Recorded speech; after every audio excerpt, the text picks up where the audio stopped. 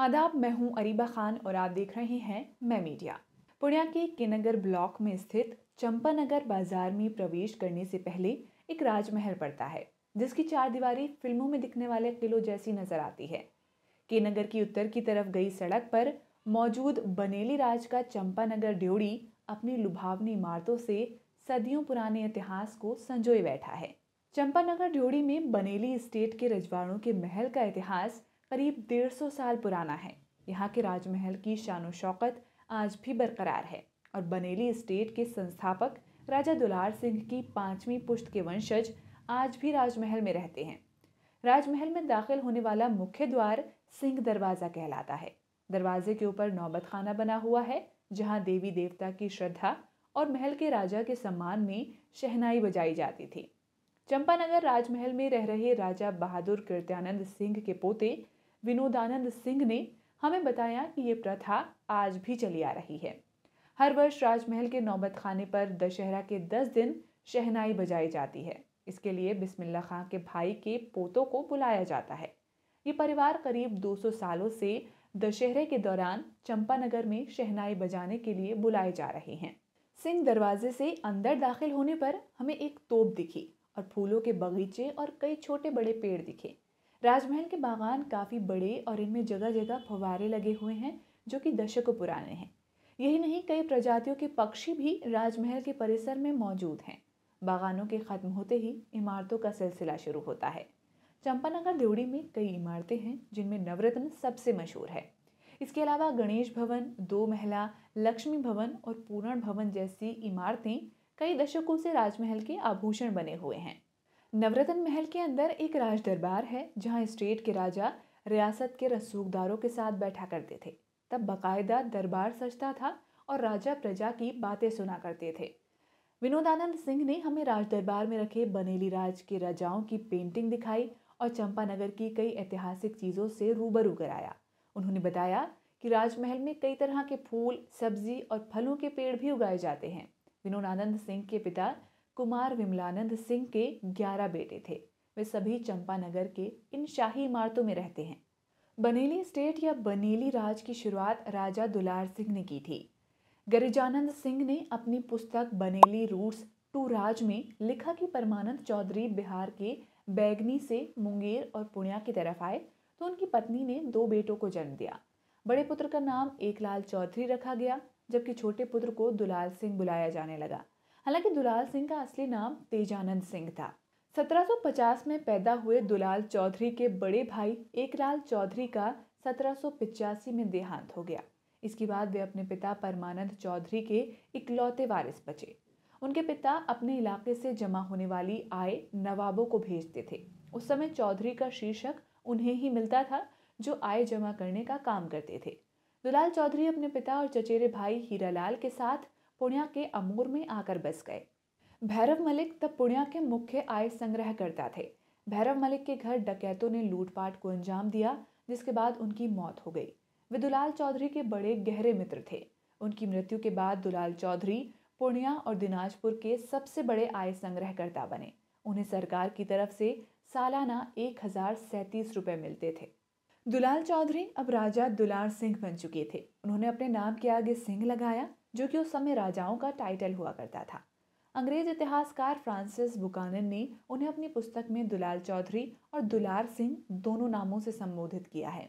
दुलार सिंह ने आय संग्रहकर्ता के तौर पर जो पैसे कमाए, उसे उन्होंने व्यवसाय में लगाया। व्यवसाय में खूब पैसे कमाए और काफ़ी ज़मीनें खरीद लीं। इस दौरान उनके चचेरे भाई हीरालाल से उनकी अनबन हुई। बंटवारे में हीरालाल को अहजा परगना मिला, वहीं तिरखादरा परगना राजा दुलार सिंह के हिस्से में आया। 1772 के दशक में राजा दुलार सिंह बनेली आए और वहां अपना महल बनाकर रहने लगे। बनेली सौरा नदी से घिरा था, इसलिए वह दुलार सिंह के महल के लिए प्राकृतिक किले जैसा था। 1809 से 1810 में छपे an account of district of Pune में फ्रांसिस बुकानन ने राजा दुलार सिंह का जिक्र किया है और उन्हें पुरानिया हवेली का बड़ा जागीरदार बताया है। गिरिजानंद सिंह ने अपनी पुस्तक बनेली रूट्स टू राज में 1816 में हुई सुगोली संधि अर्थात ट्रीटी ऑफ सुगोली का जिक्र किया है। उन्होंने लिखा कि जब 1814 में ब्रिटिश नेपाल युद्ध शुरू हुआ तो राजा दुलार सिंह ने अंग्रेजों की मदद की और कई सैनिक वहाती लड़ाई में भेजे। सुगोली संधि पर जब हस्ताक्षर हुए तो पूर्व में सिक्किम, पश्चिम में कुमाऊं और गढ़वाल राजशाही, जबकि दक्षिण में तराई भूमि का अधिकतर क्षेत्र नेपाल को गंवाना पड़ा। अब ईस्ट इंडिया कंपनी को काफी भूमि मिल चुकी थी। अंग्रेजी हुकूमत ने नेपाल से हुई लड़ाई में राजा दुलार सिंह से मिली सहायता से खुश होकर उन्हें राजा बहादुर की उपाधि दी और उन्हें तिरखादरा से जुड़ने वाले 14 माइल की भूमि भी पुरस्कार के तौर पर सौंपी।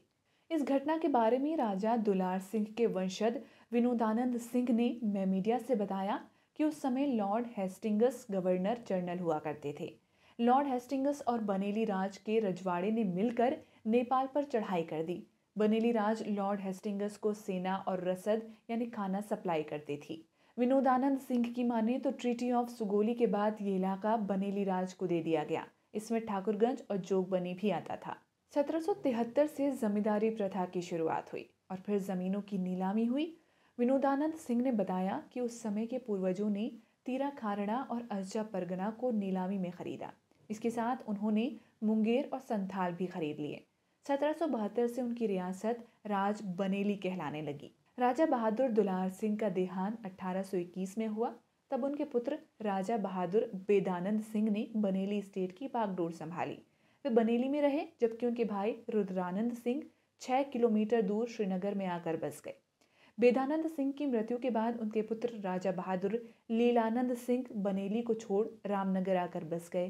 कहा जाता है कि उस समय बनेली में महामारी फैली हुई थी जिसमें लीलानंद के 2 चचेरे भाई की मृत्यु हो गई थी। राजा बहादुर लीलानंद सिंह 1859 में रामनगर से चंपानगर आ गए और वहां राजमहल बनाया, जहां आज नवरत्न, गणेश भवन, 2 महला, लक्ष्मी भवन और पूरण भवन जैसी इमारतें हैं। 1911 में छपे पूर्णिया डिस्ट्रिक्ट गजेटियर में LSO माली ने बेदानंद सिंह और रुद्रानंद सिंह के बारे में लिखा कि उन 2 भाइयों की रियासत बनेली और श्रीनगर में बट गई और उनकी जागीरें भागलपुर, मुंगेर, मालदा और संथाल में मौजूद थीं। हालांकि परिवार के कई लोग श्रीनगर, रामनगर और चंपानगर में रहे। LSO माली ने आगे लिखा कि राजा लीलानंद सिंह और खुसकाहपुर की रानी सीताबाई के 2 बेटे कलानंद सिंह और कृत्यानंद सिंह ने बनेली स्टेट की जागीरदारी संभाली। राजा बहादुर लीलानंद सिंह के पुत्र राजा बहादुर कृत्यानंद सिंह ने चंपानगर में रहकर रियासत को आगे बढ़ाया और शिक्षा में अहम योगदान दिया। 1883 में उन्होंने भागलपुर के सबसे पुराने डिग्री कॉलेज TNB कॉलेज की स्थापना में अहम रोल निभाया। TNB कॉलेज की वेबसाइट पर दी गई जानकारी के अनुसार कॉलेज के निर्माण के लिए बनेली स्टेट की तरफ से 60 एकड़ जमीन और 6 लाख रुपए मिले थे। TNB कॉलेज का पूरा नाम तेज नारायण बनेली कॉलेज है। इस कॉलेज के 2 संस्थापकों में राजा बहादुर तेज नारायण सिंह और चंपानगर के राजा बहादुर कृत्यानंद सिंह हैं।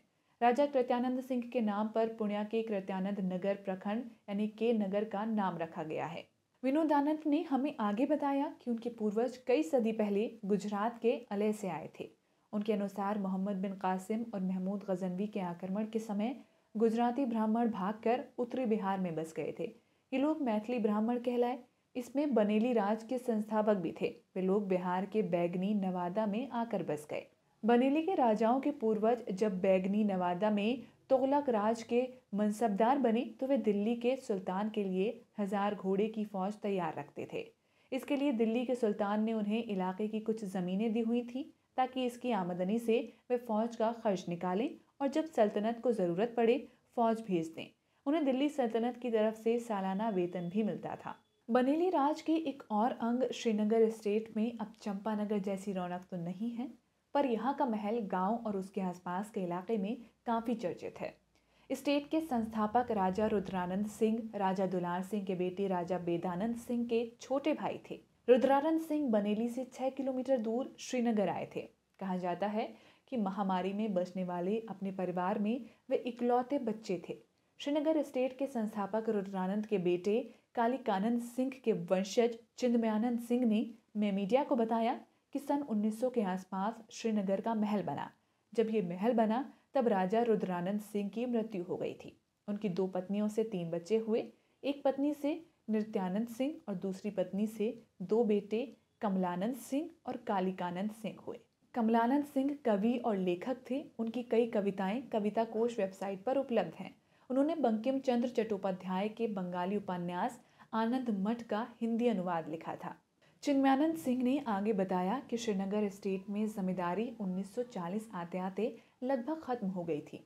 हालांकि स्टेट में शिक्षा पर काफ़ी जोर दिया गया था। 1952 में पूर्णिया जिले का दूसरा हाई स्कूल श्रीनगर में ही खुला था।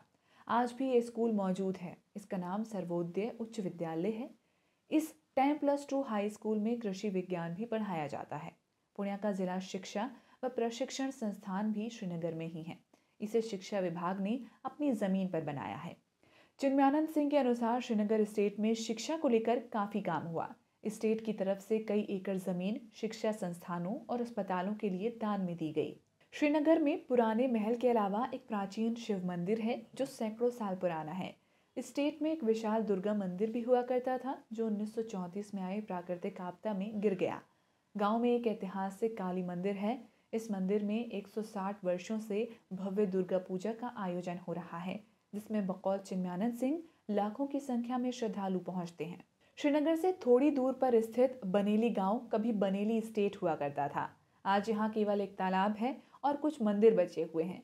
कहा जाता है कि सौरा नदी के पास बसा बनेली स्टेट बार बार सैलाब का शिकार हो रहा था, जिससे गांव में महामारी फैलने लगी, जिस कारण स्टेट के राजाओं को अपने परिवार सहित बनेली छोड़कर पास के श्रीनगर, रामनगर और चंपानगर इलाके में बसना पड़ा। इस वीडियो में फिलहाल इतना ही। देखते रहिए मैं मीडिया।